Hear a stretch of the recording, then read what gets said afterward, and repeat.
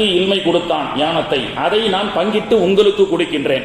இன்னைக்கு உலக என்ன டெக்னாலஜில வேணாலும் வரட்டும், ஸ்கைப் வரட்டும், வீடியோ கான்பரன்ஸ் வரட்டும், ப்ளூடூத்துகள் வரட்டும், எங்கோ இருக்கக்கூடிய விஞ்ஞானத்தில் இருக்கக்கூடிய மாற்று கிரகத்தில் இருக்கக்கூடியவர்களெல்லாம் அந்த ஆராய்ச்சி செய்யக்கூடிய மிஷினரிகள் வரட்டும், என்ன வேண்டுமானால் வரட்டும். ஆனால் பெருமானார் அவர்கள் சொன்னார்கள், அதுவெல்லாம் அல்லாஹ் எனக்கு கொடுத்தான், அதைத்தான் நான் உங்களுக்கு பங்கிட்டு கொடுக்கின்றேன் என்று சொன்னார்கள். அதிலிருந்து இன்னைக்கு உலகத்தில் இருக்கக்கூடிய மேத்தமெட்டிக்ஸ், இன்னைக்கு உலகத்தில் இருக்கக்கூடிய கெமிஸ்ட்ரி, எந்த துறையாக இருந்தாலும் சரி, எல்லா துறையை பற்றியும் பெருமானார் ஸல்லல்லாஹு அலைஹி வஸல்லம் அவர்கள் பேசியிருக்கின்றார்கள். அவர்களுக்கு அல்லாஹ் கற்றுக் கொடுத்ததற்கு பிறகுதான் இந்த உம்மத்துக்கு அவர்கள் கற்றுக் கொடுத்தார்கள். அதைத்தான் பெருமானார் அவர்கள் சொன்னார்கள், நான் உங்களுக்கு புஇஸ்து முஅல்லிமன், உங்களுக்கு நான் கற்றுக் கொடுக்கக்கூடிய ஆசிரியராக வந்திருக்கின்றேன்.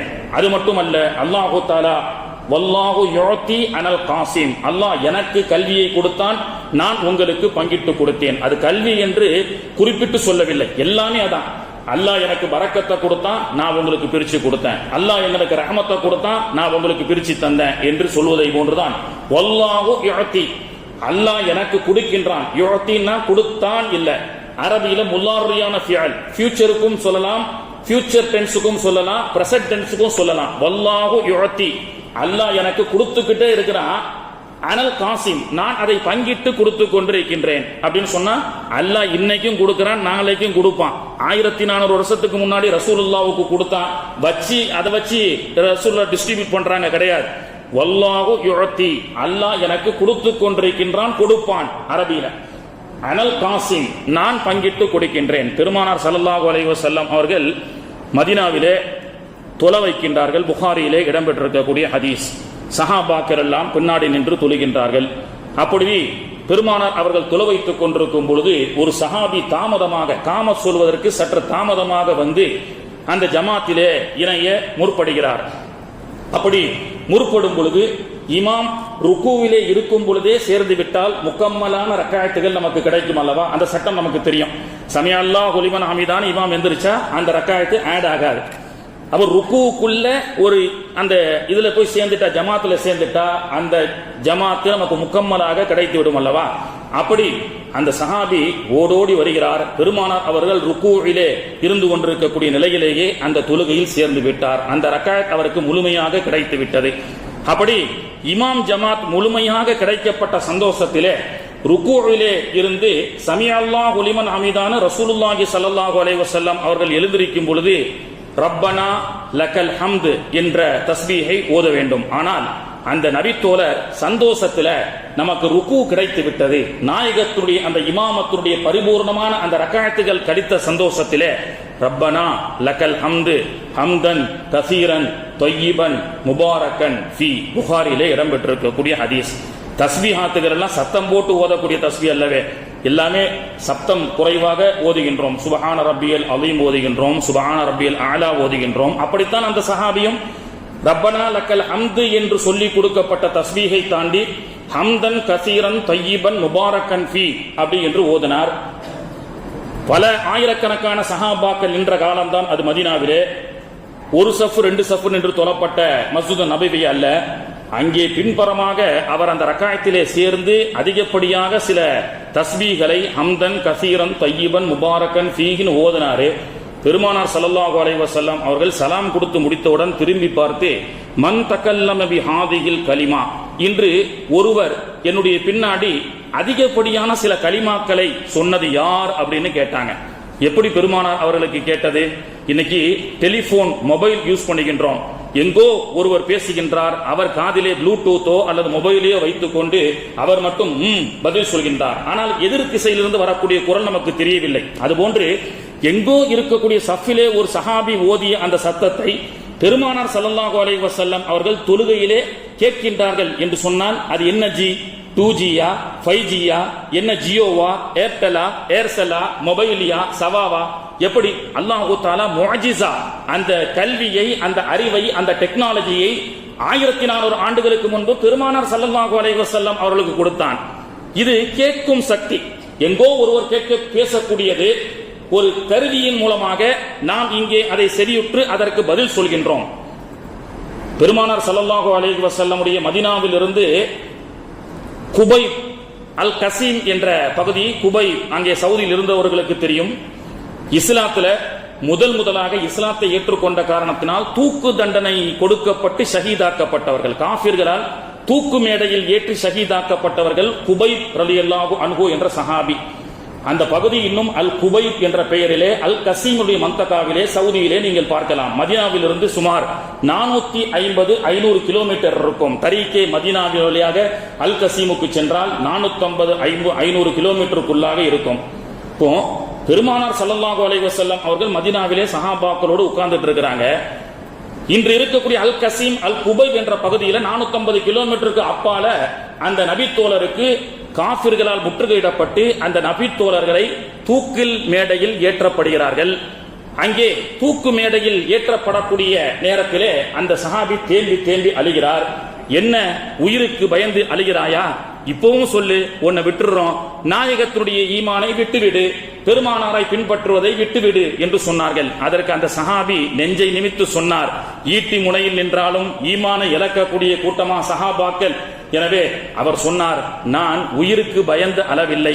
கடைசி நேரத்திலே இந்த சபையிலே நபிகள் நாயகம் ஸல்லல்லாஹு அலைஹி வஸல்லம் அவர்களுக்கு என்னுடைய இந்த செய்தியை சொல்லி அனுப்பி பெருமானாருக்கு என்னுடைய சலாத்தை சொல்வதற்கு இங்கே யாரும் இல்லையே என்ற நான் கவலைப்படுகின்றேன் என்று சொன்னார்கள். அப்படி தூக்கு மேடையில் ஏற்றப்பட்ட பொழுது அவர் அஷ்ஹது அல்லா இலாஹ இல்லல்லாஹ் அஷ்ஹது அன்ன முஹம்மதர் ரசூலுல்லாஹ் அஸ்ஸலாத்து வஸ்ஸலாமு அலைக்க யா ரசூலல்லாஹ், அல்லாஹ்வின் தூதர் அவர்களே, உங்கள் மீது என்னுடைய சலாத்தை நான் தெரிவிக்கின்றேன் என்று சொல்லும் பொழுது அடுத்த செகண்ட் மதீனாவிலே பெருமானார் ஸல்லல்லாஹு அலைஹி வஸல்லம் அவர்கள் மௌனமாக இருந்து வ அலைக்கும் ஸலாம் யா குபைப் என்று சொன்னார்கள். சஹாபாக்கள் கேட்டார்கள், என்ன நாயகமே, அலைக்கும் சலாம் குபைப் என்று சொல்கின்றீர்கள்? இல்லை, அந்த இடத்துல குபைப் ரலியல்லாஹு அன்ஹு அவர்கள் எதிரிகளால் தூக்கில் ஏடப்பட்டு அவர்கள் ஷஹீதாக்கப்படக்கூடிய காட்சியை நான் பார்த்தேன்.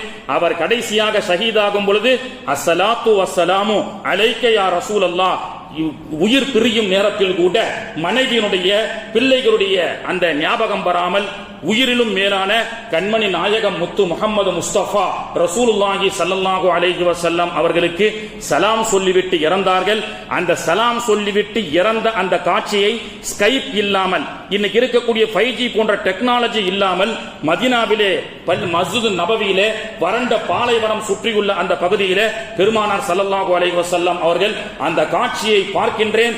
அவர்கள் சொன்ன அந்த சலாத்திற்கு உடனடியாக பதில் சொன்ன வரலாறை நம்மால் ஹதீஸிலே பார்க்க முடிகிறது. எனவே மொபைல் டெக்னாலஜி, பேசக்கூடிய டெக்னாலஜியாக இருந்தாலும் சரி, அல்லது வீடியோ கான்பரன்ஸ் என்று சொல்லக்கூடிய ஸ்கைப் டெக்னாலஜியாக இருந்தாலும் சரி, எல்லாமே அல்லாஹ் தஆலா நபிமார்களுக்கு கொடுத்தான். அதிலும் குறிப்பாக நாயகம் ஸல்லல்லாஹு அலைஹி வஸல்லம் அவர்களுக்கு கொடுத்தான். அதன் மூலமாக பெருமானார் அவர்கள் இந்த உலகத்துக்கு பிரித்து கொடுத்தார்கள். 2024 தாண்டி இன்னும் எத்தனை ஆண்டுகள் கியாமத் நாள் வரை வருமோ அதுவரை பெருமானார் அவர்கள் இந்த டெக்னாலஜியை பங்கிட்டு கொடுத்து கொண்டே இருப்பார்கள். இன்னைக்கு சில பேர் பேசுறாங்க, முஸ்லிம்கள் துருக்கியர்கள் துலுக்கர்கள் என்று சொல்கின்றார்கள். துலுக்கர்கள் சொன்னா நம்ம கோபித்துக் கொள்ள வேண்டிய அவசியம் இல்லை. என்ன பாய், துலுக்க பாய் வந்துட்டா இருப்பாருன்னு சொன்னா சில பேருக்கு கோபம் வரும். துலுக்கர்கள் என்று சொன்னால் துருக்கியர்கள். ஏனென்று சொன்னால் துருக்கியர்கள் வியாபாரத்துல, படிப்புல மிகப்பெரிய அந்தஸ்தை அடைந்தவர்கள். துருக்கி நாட்டிலிருந்து வந்த மக்களை பின்பற்றிய காரணத்தினால் துருக்கியர்கள் என்று பெயர் வைக்கப்பட்டிருக்கிறது. இன்னைக்கு நம்முடைய இஸ்லாமிய மக்களுடைய தியாகங்களும் மறைக்கப்படுகிறது அல்லவா? சுதந்திர போராட்டத்திலே இஸ்லாமியர்கள் செய்த பங்கு என்று நாம் எல்லாம் இன்னைக்கு மக்களுக்கு ஓங்கி சொல்லக்கூடிய அளவுக்கு இன்னைக்கு இஸ்லாமியர்கள் சுதந்திரத்துல பங்கு எடுத்துக் கொண்டார்களா? இஸ்லாமியர்கள் என்று சொன்னாலே படத்துல பார்த்தா கறிக்கடை வச்சிருக்கிற மாதிரி காட்டுவான், தீவிரவாதியா காட்டுவான். ஆப்கானிஸ்தான்ல தலப்பா கட்டிட்டு வரக்கூடிய அல் கொய்தா தீவிரவாதி போன்றுதான் எல்லா ஊடகங்களும் படங்களும் இன்னைக்கு எடுத்துக்கொண்டிருக்கிறது. இன்னைக்கு சமீபத்தில் கூட ஒரு காவி சிந்தனை உடைய ஒரு ஆசிரியை பேசியிருக்கின்றார். வடநாட்டிலே இஸ்லாமியர்கள் சொல்கிறார்களே, என்ன தியாகம் பண்ணாங்க, என்ன ஏதாவது கண்டுபிடிச்சிருக்கிறாங்களா? அவங்க எல்லாம் கறி மீன் சாப்பிட்டுட்டு அறிவற்றவர்களாகத்தான் இருப்பார்கள் அப்படின்னு சொல்லிட்டு அந்த அம்மா என்ன சொல்லுது, ஒரு தீப்பெட்டியாவது ஒரு இஸ்லாமியர்கள் கண்டுபிடிச்சிருக்கிறாங்களா அப்படின்னு சொல்லி அந்த அம்மா டீச்சர்னு சொல்றாங்க. அந்த அம்மாக்கெல்லாம் எப்படி வேலை கொடுத்தாங்கன்னு தெரியல. கண்ணியத்திற்குரியவர்களே, இப்படியாக நாமும் அப்படிதான் நம்பிட்டு இருக்கிறோம். நம்ம எல்லாம் சாப்பிட்டு சாப்பிட்டு படிப்பறிவே இல்லாம எந்த கண்டுபிடிப்புமே இஸ்லாமியர்கள் கண்டுபிடிக்கலங்க அப்படின்னு சொல்லிதான் இன்னைக்கு வரைக்கும் நமக்கு மூளை சலவை செய்யப்பட்டு கொண்டிருக்கின்றது. இங்கே இருக்கக்கூடியவர்கள முக்கால்வாசி பேர் கூட நாமெல்லாம் படிப்பு இல்லைங்க, ஏதோ சில ஆண்டுகள் நாம படிப்பை விட்டிருக்கலாம், நம்மிடத்துல இருந்து படிப்பை பிடுங்கி இருக்கலாம். ஆனால் இந்த உலகத்திற்கு கல்வியை போதித்து எந்த சப்ஜெக்டாக இருந்தாலும் சரி சப்ஜெக்ட் வாரியாக பிரித்து கொடுத்ததே. தாயிஃப்க்கு போய் பாருங்க, இப்னு அப்பாஸ் ரலியல்லாஹு அன்ஹுடைய லைப்ரரி இருக்கின்றது. ஒரு மக்தபா லைப்ரரி என்பதை இந்த உலகத்திற்கு காட்டி கொடுத்து அமைத்து கொடுத்ததே இஸ்லாம். கண்ணியத்திற்குரியவர்களே, இன்னைக்கு பார்க்கிறோம் இஸ்லாமியர்கள் என்று சொன்னால் எதுவுமே கண்டுபிடித்ததில்லை, அவங்க படிப்பால பின்தங்கியவர்கள் என்று மிகப்பெரிய பொய் பிரச்சாரம் செய்யப்படுகிறது. 9th செஞ்சுரியில அப்பாஸ் இப்னு ஃபிர்னாஸ் 9வது செஞ்சுரியில அவர் கண்டுபிடிக்கிறார். Abbas ibn Firnas was a very creative engineer and inventor who successfully constructed the first flight successfully flying machine. இன்னைக்கு பிளைட் ஆகாயத்தில் பறக்கின்றது. இந்த பிளைட் பறக்கக்கூடிய இந்த பிளைட்டை கண்டுபிடித்தவர் யார்? அப்பாஸ் இப்னு ஃபிர்னாஸ் என்ற ஒரு இஸ்லாமியர். இன்னைக்கு ஆகாயத்திலே பறந்து கொண்டிருக்கக்கூடிய இதனுடைய ஃபார்முலா என்ன? பெருமானார் ஸல்லல்லாஹு அலைஹி வஸல்லம் அவர்களை விண்வெளி பயணத்திலே அல்லாஹ் தஆலா விண்ணிலும் ஒரு மனிதன் பயணம் செய்ய முடியும், மண்ணிலும் ஒரு மனிதன் பயணம் செய்ய முடியும், கடலிலும் ஒரு மனிதன் பயணம் செய்ய முடியும் என்ற ஒரு மிகப்பெரிய விஞ்ஞானத்தை பெருமானார் அவர்கள் மூலமாக அல்லாஹ் ஃபார்முலாவாக கொடுத்தான். அதன் அடிப்படையிலே அந்த வகையிலே வந்த இஸ்லாமியர்களான அப்பாஸ் இப்னு ஃபிர்னாஸ் 9th செஞ்சுரியில who successfully constructed the first flight successfully flying மிஷனை கண்டுபிடித்து முதலில் ஆகாயத்தில் அவர் படைக்கப்பட்ட அந்த மிஷன் பிளைட்ல பறந்தார் அப்பாஸ் இப்னு ஃபிர்னாஸ். கடல் அல்லாஹ் தஆலா நமக்கு ஃபார்முலா கொடுக்கிறான். கடல் வழியிலே கடலை உங்களுக்கு வசப்படுத்தி கொடுத்தோம். எந்த நாட்டிற்கு நீங்கள் வேண்டுமானாலும் கடலிலே நீங்கள் பயணம் செய்யலாம். Ahmad ibn Majid the king of the sea, நீங்கள் கூகுள்ல போய் அடிச்சு பாருங்க, கடலின் ராஜா என்று சொன்னால் அஹமத் இப்னு மஜீத் என்ற ஒரு இஸ்லாமியருடைய பெயர் வரும். எல்லாமே தாபியின் தபா தாபியின்கள். ஸல்லல்லாஹு அலைஹி வஸல்லமுடைய காலத்திற்கு பிறகு 400-500க்குள்ளாக இருக்கப்பட்ட வரலாறுக்குரியவர்கள். அவர் என்ன செய்யறாரு? த கிங் ஆஃப் தி சீ என்பவர் Ahmad ibn Taj, the lion of the sea and அரபு நேவிகேட்டர். கடல் வழி மார்க்கத்திலே இங்கிலாந்துக்கு எப்படி செல்வது, ஜெர்மனிக்கு எப்படி செல்வது என்ற நேவிகேஷன் கடல் மூலியமாக வழித்தடத்தை அமைத்து கொடுத்தவர் த கிங் ஆஃப் தி சீ ஆக இருக்கக்கூடியவர். லயன் ஆஃப் தி சீ என்றும் அவருக்கு சொல்வார்கள் அஹமத் இப்னு மஜீத் என்பவர். அது மட்டுமல்ல, இன்னைக்கு மருத்துவத்துறையை பற்றி பேசுகின்றார்கள். The father of chemistry. இன்னைக்கு கெமிஸ்ட்ரி படிக்கக்கூடிய பிள்ளைகள் இருப்பார்கள். The father of chemistry Jabir ibn Hayyan who most live in Kufa, Iraq. He devised and perfected sublimation, liquefaction, crystallization, distillation, purification, amalgamation, oxidation.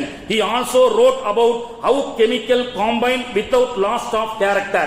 ஒரு அமிலம் இன்னொரு அமிலத்தோடு இணைந்தால் என்னென்ன மருந்துகளை கண்டுபிடிக்கலாம், ஆக்சிஜன் என்று சொன்னால் என்ன, கார்பன் டை ஆக்சைடு என்று சொன்னால் என்ன போன்ற காற்றை பிரித்து அமிலத்தை பிரித்து கண்டுபிடித்து இன்றைக்கு உலகத்தில் கெமிஸ்ட்ரியை கண்டுபிடித்த the father of chemistry Jabir ibn Hayyan என்பவர். அது மட்டுமல்ல கண்ணியத்திற்குரியவர்களே, இன்னும் நிறைய இஸ்லாமிய கண்டுபிடித்தவர்கள் இருக்கின்றார்கள். Father of modern medicine. பல மருந்துகளை கலவையாக கொண்டு மெடிசன் மாத்திரை சாப்பிடுறோம்ல, இந்த மாத்திரையை கண்டுபிடிச்சவர் யார்? The father of early modern medicine ibn Sina. Line of the sea Ahmad ibn Majid. Father of chemistry Jabir ibn Hayyan. இன்னைக்கு மேக்ஸ்ல அல்ஜிப்ரா, மேத்தமெட்டிக்ஸ். இன்னைக்கு படிப்புக்கும் இஸ்லாமியனுக்கும் சம்பந்தம் இல்லை என்று பொய் பிரச்சாரம் செய்து கொண்டிருக்கக்கூடிய மக்களே, அதை நம்பிக்கொண்டு நாமும் படிப்பில் ரொம்ப சோம்பேறியாக இருந்து கொண்டிருக்கின்றோமே. Mathematics algebra, the father of algebra is al Khwarizmi என்ற ஒரு இஸ்லாமியர். The father of modern surgery. Operation செய்கின்றோம் அல்லவா, அறுவை சிகிச்சை. பெருமானார் அவர்களுக்கு ஜம்சம் தண்ணீரால் வானவர் கோமான் ஜிப்ரீல் அலைஹிஸ்ஸலாம் அவர்கள் இருமுறை கல்வை எடுத்து ஆபரேஷன் செய்தார்கள். தி ஓபன் ஹார்ட் சர்ஜரி. தி ஓபன் ஹார்ட் சர்ஜரியினுடைய இந்த சர்ஜரி அவர்களுடைய ஃபார்முலாவில் இருந்து எடுத்து அல் ஜஹரவி என்ற ஒரு இஸ்லாமியர். அந்த காலத்துல எல்லாமே அரபுல இருந்துதான் இங்கிலீஷ்ல மொழிபெயர்க்கப்பட்டிருக்குங்க. ஃபார்முலாவே அரபி தான். ஆனா இன்னைக்கு அரபி என்பது ஒரு பழமை மொழியை போன்றும் பெருமானார் ஸல்லல்லாஹு அலைஹி வஸல்லம் அவர்கள் எல்லாமே ஸல்லல்லாஹு அலைஹி வஸல்லம் அவர்கள் மக்காவில பிறக்கிறதுக்கு முன்னாடி only below 20 members only graduate in Makkah. 20க்கும் குறைவானவர்கள் மட்டுமே மக்காவில் படித்தவர்களாக இருந்தார்கள். எல்லாம் மிகப்பெரிய படிக்காதவர்களாக, மடையர்களாக, ஜாகில்களாக இருந்தார்கள், கொடூரர்களாக இருந்தார்கள், இரக்கத்தன்மை இல்லாதவர்களாக இருந்தார்கள். அப்படி அரபு மக்காவை பற்றி பெருமானார் அவர்கள் பிறக்கும் பொழுது 14 பேர் அல்லது 10 பேர் தான் படித்தவர்கள் ரசூலுல்லாஹி ஸல்லல்லாஹு அலைஹி வஸல்லம் அவர்கள் மக்காவில் பிறக்கும் பொழுது இருந்தார்கள். என்ன படிச்சிருப்பாங்க? ஒரு BA இங்கிலீஷ் அல்லது BSc, BE அல்லது +2, 10th. இந்த மக்காவில் படிச்சவங்கன்னு இருந்தாங்க ரசூலுல்லாஹ்வுக்கு முன்னாடின்னு சொல்றாங்கல்ல. இந்த கிராஜுவேட் இன் மக்கா அவர்கள் படித்தவர்கள் என்று சொன்னால் என்ன படித்தவர்கள்? அவர்களுடைய பெயரை அவர்களுக்கு எழுத தெரியும். இன்னைக்கும் நீங்க பாத்தீங்கன்னா பெரிய தொழிலதிபரா இருப்பாரு, பள்ளிக்கூடம் பக்கம் போயிருக்க மாட்டார், ஒரு பெரிய தொழிலதிபர். அவரிடத்துல நான் பேசிக் கொண்டிருக்கும் பொழுது ஒரு போன் நம்பர் கேட்டார். நான் போன் நம்பரை சொன்னேன். சார் 98403335 பாய் பாய் இப்படிலாம் சொன்னா எனக்கு எழுத தெரியாது பாய். சரி 9840 இப்படி சொன்னாலும் எழுத தெரியாது பாய். எப்படி? அவர் பெரிய கோடீஸ்வரருங்க, தொழிலதிபர். எப்படி பாய் சார் சொல்லணும்? 984 மாற்று மதத்தை சார்ந்தவர், மிகப்பெரிய தொழிலதிபர். அவருக்கு அல்லாஹ் ஒரு அறிவை கொடுத்தான், தொழிலை செய்து முன்னேறி இருக்கின்றார். இப்படி எழுத சொன்னதை எழுதுவதற்கு கூட தெரியாதவர்கள் தான் அரபு நாட்டிலே நிறைய இருந்தார்கள். இன்னைக்கு வரைக்கும் நிறைய கம்யூனிட்டியில் அப்படி இருக்கிறாங்க. ஆனால் கண்ணியத்திற்குரியவர்களே, ஒன்லி 14 மெம்பர்ஸ் ஒன்லி தன்னுடைய பெயரை எழுத தெரியப்பட்ட அந்த சமூகத்திலே, மக்காவா நகரிலே பெருமானார் அவர்கள் பிறந்து இன்னைக்கு இருக்கக்கூடிய 5G 8G டெக்னாலஜி வரை பெருமானார் ஸல்லல்லாஹு அலைஹி வஸல்லம் அவர்களுக்கு அல்லாஹ் வழங்கினான். இந்த உம்மத்திற்கு அல்லாஹ் தஆலா கொடுத்தான். பிளைட்டை கண்டுபிடித்தவர்கள் இஸ்லாமியர்கள், கப்பலை நேவிகேஷன் போட்டு கடலிலே வழித்தடத்தை அமைத்து கொடுத்தவர்கள் இஸ்லாமியர்கள், ஆபரேஷன் செய்வதற்குண்டான ஒரு திட்டத்தை அமைத்து கொடுத்தவர்கள் இஸ்லாமியர்கள், கெமிஸ்ட்ரியை கண்டுபிடித்தவர் இஸ்லாமியர், அல்ஜீராவை கண்டுபிடித்தவர் இஸ்லாமியர். அது மட்டுமல்ல, ஒரு படிப்பை சப்ஜெக்ட் வாரியாக பிரித்து கொடுத்தவர்கள் பெருமானார் அவர்களால் துவா செய்யப்பட்ட இப்னு அப்பாஸ் ரலியல்லாஹு அன்ஹு அவர்கள். தாயிஃபுக்கு சென்றால் அவர்களுடைய மக்பராவை நாம் ஜியாரத் செய்யலாம். மிகப்பெரிய லைப்ரரி இப்னு அப்பாஸ் ரலியல்லாஹுடைய லைப்ரரி, இப்னு அப்பாஸ் ரலியல்லாஹுடைய மிகப்பெரிய பிரம்மாண்டமான பள்ளிவாசல். அவர்கள்தான் குர்ஆன் ஹதீஸிலிருந்து திங்கட்கிழமை குர்ஆன், செவ்வாய்க்கிழமை ஹதீஸ், புதன்கிழமை ஃபிக்ஹ், குர்ஆன்ல மேக்ஸ் என்று சொன்னால் அந்த அவர்களுடைய சொத்து பாக பிரிவினையை எப்படி கொடுப்பது, ஒருவர் இத்தனை 1000 லட்சம் வச்சிருக்கிறாரு, பிள்ளைகளை எப்படி பிரிச்சு கொடுக்கிறது, மேக்ஸ் எல்லாமே குர்ஆன் ஹதீஸில் இருந்து தாங்க. இந்த கண்டுபிடிப்புகள் எல்லாம், இந்த படிப்புகள் எல்லாம் இஸ்லாமிய சமூகத்துக்கு நபிகள் நாயகம் ஸல்லல்லாஹு அலைஹி வஸல்லம் அவர்கள் மூலமாக கொடுத்து இந்த சப்ஜெக்ட் வாரியாக மேக்ஸ் என்றும், பிசிக்ஸ் என்றும், ஹிஸ்டரி என்றும், பயாலஜி என்றும், ஜுவாலஜி என்றும் இன்னைக்கு பிரித்து கொடுத்தவர்கள் இப்னு அப்பாஸ் ரலியல்லாஹு அன்ஹு அவர்கள். இதுவெல்லாம்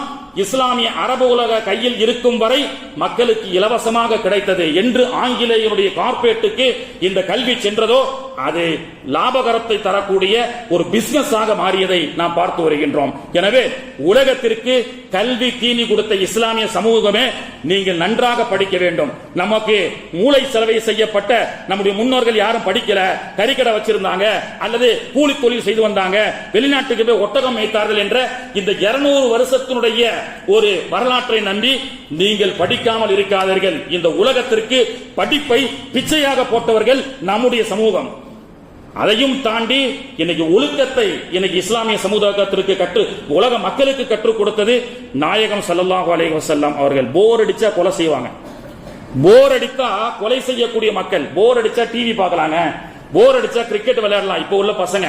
ஆனா போர் அடித்தா 4 கைதிகளை கூட்டு வந்து ஒருத்தருக்கு விஷத்தை ஊத்தி சாகடிச்சு துடிக்கக்கூடிய அந்த காட்சியை பார்த்து ரசிப்பவர்கள்.